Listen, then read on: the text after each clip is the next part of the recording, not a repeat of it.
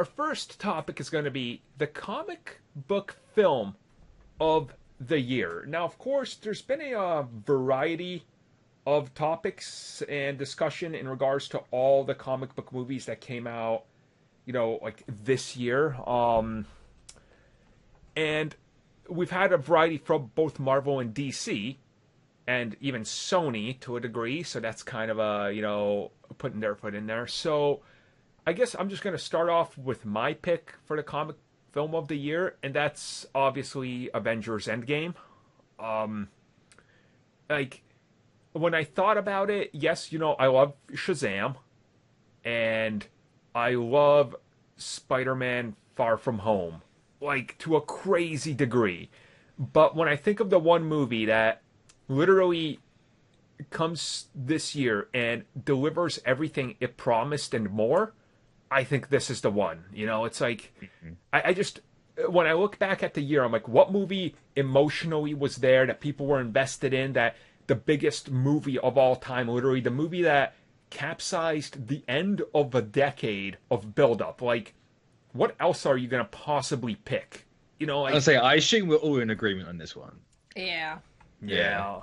Like, it's hard not to pick. It seems like, they were going to pick that. Of course, it's obvious. Well, it is a little obvious, but again, you have to consider everything it did. So let's just talk about Endgame then for, a minute, and maybe some of the other films as well. So some of the other films that we had, like, obviously Shazam was... That's probably my number two, I would say that's my number two, yeah.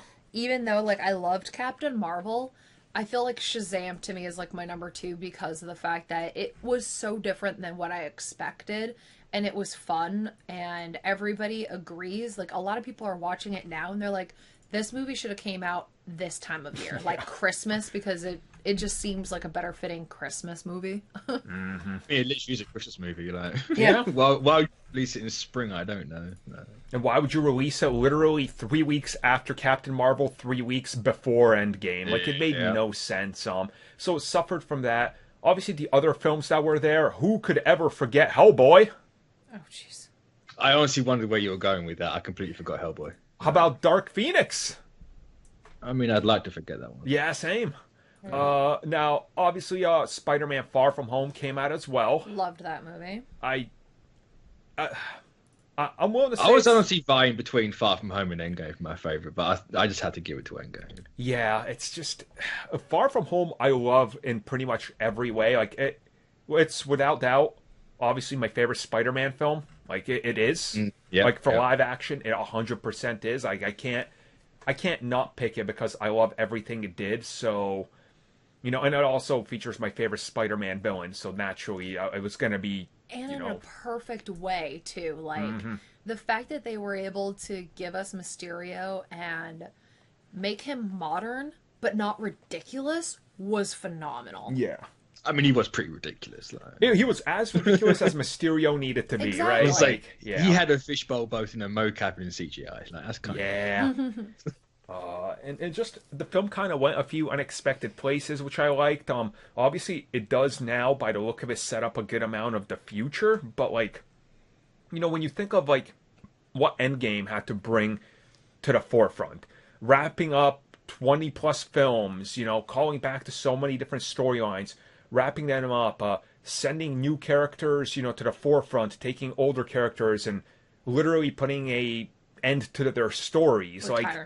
Right, like, it was, honestly, it was the film I went into 2019 the most anxious about because I wasn't sure if they could pull it off because there was so much anticipation, right? Like, I think we all kind of felt that. It's like, how do you take on so much and try to do it again? And the fact that, in my opinion, they topped Infinity War is pretty impressive. Like, that's...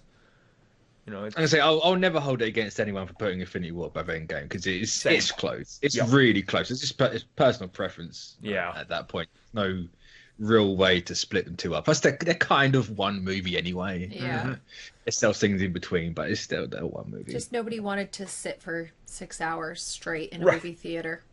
I mean, people did the whole marathon, like the 24-hour one. Yeah, that is true. They did it. I don't know how. Because I wouldn't have done. But... No, dude, I can't even as a devoted Marvel fanatic do that. Like, that's too much for me even. So, I think, most of us will Yeah, we'll go with this. I think a lot of people listening to this will also agree. Of course, if you don't, let us know down below what yours is and the reasoning why. And I'm pretty sure the next decade of comic book movies is only going to be even stronger. So it's going to be crazy. It's like stopping and thinking about what we already know, and it's only 3 years into the for Marvel new decade. and DC for the next 3 years is ridiculous, and that's the scary part is you've only just really got started.